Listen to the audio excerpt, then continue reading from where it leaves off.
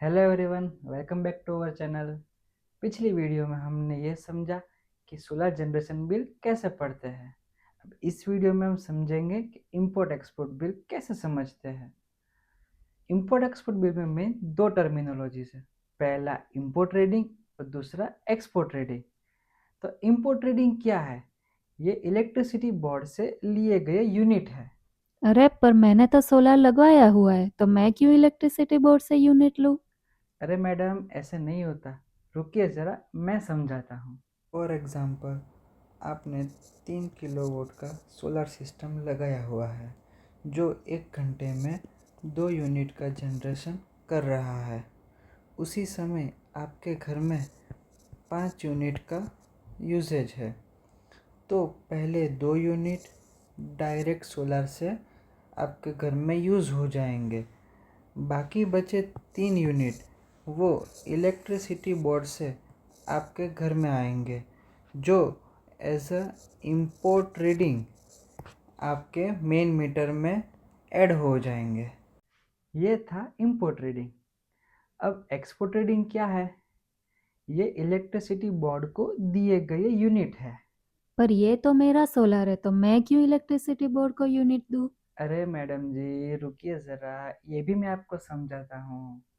For example, आपने 3 kilowatt का solar system लगाया हुआ है जो 1 घंटे में अप्रोक्स 3 यूनिट का जनरेशन कर रहा है, और उसी समय आपके घर में 1 यूनिट का यूसेज है, तो ये 1 यूनिट पहले डायरेक्ट सोलर से कंजप्शन में आ जाएंगे, मतलब कि यूसेज में आ जाएंगे। बाकी बचे सोलर के एक्स्ट्रा 2 यूनिट वो डायरेक्ट इलेक्ट्रिसिटी बोर्ड में as a export reading add हो जाएंगे। ये सब यूनिट का इंपोर्ट एक्सपोर्ट पूरा दिन, पूरे रात, पूरे महीने, पूरे 2 महीने तक चलता रहता है। और फिर जब इलेक्ट्रिसिटी बोर्ड से बिल बनाने आते हैं तब कुछ इस तरह से रीडिंग सामने आते हैं। ये है प्रेजेंट इंपोर्ट रीडिंग एंड ये है प्रेजेंट एक्सपोर्ट रीडिंग, मतलब कि प्रेजेंट टाइम की रीडिंग। और ये है पास्ट इंपोर्ट रीडिंग एंड ये है पास्ट एक्सपोर्ट रीडिंग, यानी कि लास्ट टाइम इलेक्ट्रिसिटी बोर्ड से बिल बनाने आए थे उस समय की इंपोर्ट एंड एक्सपोर्ट की यूनिट रीडिंग। ये है इंपोर्ट रीडिंग डिफरेंस एंड ये है एक्सपोर्ट रीडिंग डिफरेंस, मतलब कि प्रेजेंट में से पास्ट रीडिंग लेस करने पर आती हुई इंपोर्ट रीडिंग की डिफरेंस एंड एक्सपोर्ट रीडिंग की डिफरेंस। अब ये जो इंपोर्ट एंड एक्सपोर्ट रीडिंग है वो यह बताती है कि पिछली बिलिंग डेट से अभी की बिलिंग की डेट तक हमने टोटल कितने यूनिट इंपोर्ट किए हैं और कितने यूनिट एक्सपोर्ट किए हैं। अब इंपोर्ट रीडिंग में से एक्सपोर्ट रीडिंग लेस करना है। लेस करने के बाद अगर जवाब माइनस में आए तो उतने डिफरेंस यूनिट के 2 रुपये और 25 पैसे पर यूनिट के हिसाब से हमें पैसे बिल में जमा मिलेंगे। और अगर जवाब प्लस में आए तो उतने डिफरेंस यूनिट का बिल आएगा जो हमें भरना पड़ेगा। तब fix charge, fuel charge, extra charge सब ऐड होंगे।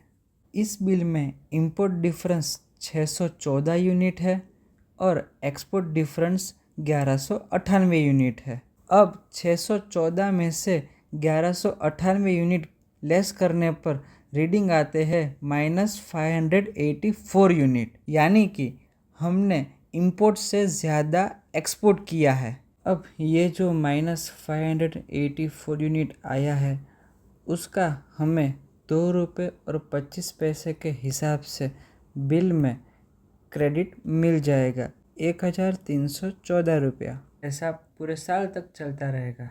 फॉर एग्ज़ाम्पल, पहला बिल 1500 रुपये जमा आया, दूसरा बिल 300 रुपये भरने का आया, तो वो 300 रुपये अगले बिल के 1500 जमा रुपये में से कट हो जाएंगे, मतलब कि अब टोटल जमा रकम 1200 रुपये होंगी। अब तीसरा बिल 2000 रुपये भरने का आया, तो जमा बचे हुए 1200 रुपये पहले कट हो जाएंगे और बाकी बचे 800 रुपये आपको कंपलसरी भरने पड़ेंगे। ऐसे प्लस माइनस पूरे साल तक चलता रहेगा। और जब फाइनेंशियल ईयर एंड होगा, उस समय अगर आपका बिल सरप्लस होने के बाद माइनस में है तो वो अमाउंट इलेक्ट्रिसिटी बोर्ड आपके बैंक अकाउंट में जमा कर देंगे। अगर जमा नहीं होता है तो आप अपने नियरेस्ट इलेक्ट्रिसिटी बोर्ड के सब डिवीज़न जाकर अर्जी भी दे सकते हैं। तो अब आपको ये तो पता चल गया होगा कि इंपोर्ट एक्सपोर्ट बिल में क्या क्या देखना है। अब जब अगली बार बिल आए तो एक बार चेक कर लेना कि आपको बिल भरना है, अगर भरना है तो कितना भरना है और क्यों भरना है। और अगर आपका बिल जमा आए तो देख लेना कि कितनी अमाउंट जमा आई है।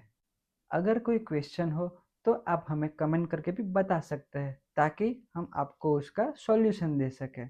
हमारी ये वीडियो आपको इन्फॉर्मेटिव लगी हो तो लाइक और शेयर ज़रूर करें और ऐसे ही इन्फॉर्मेटिव वीडियो के लिए हमारे चैनल को सब्सक्राइब करें। धन्यवाद।